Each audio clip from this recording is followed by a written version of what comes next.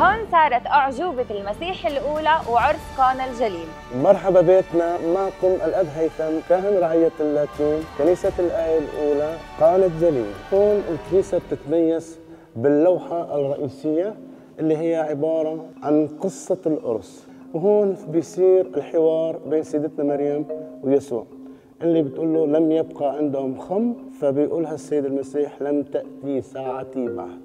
بنشوف بتطلع على في واحد الخدم على ايدي الشمال الصغير وحمل الجرة، فتقول له افعلوا ما يقول لكم.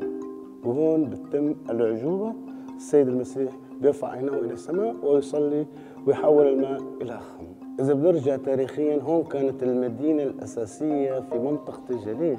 أنا أصل لغتي الأصلية كانت أورا الكلدانية، وما زالت هذه اللغة أهل العراق المسيحيين خاصة في سهل نينوى محافظين على اللغة الآرامية القديمة. أظن بشمعيون نتقاداش شموه بثيم الكوثو أبانا الذي في السماوات لا يتقدس اسمه.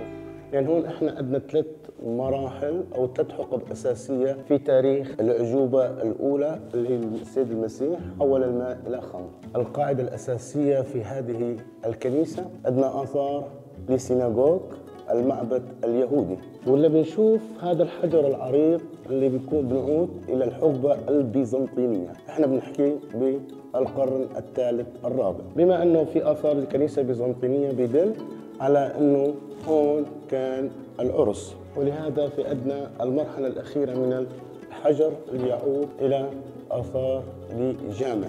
إذن بعد الاكتشافات والحفريات اللي دامت سنوات عدة حسب الآلات والمعدة كانت كلها أدوات يدوية، وصلوا الآباء الفرنسيسكان إلى أحد الأجران الست. حسب العادات والتقاليد اليهودية كانوا بيصنعوا كل شيء للتقديس ولطهارة الأشياء المقدسة من الحجر. طبعا في العادات والتقاليد هون بتشوفوا في مصاري صح؟ هون بيجوا العائلات المتزوجة أو العائلات الصبايا المش متجوزة، فبياخذوا المصاري بيعملوها بكبوها هيك على نية الزواج.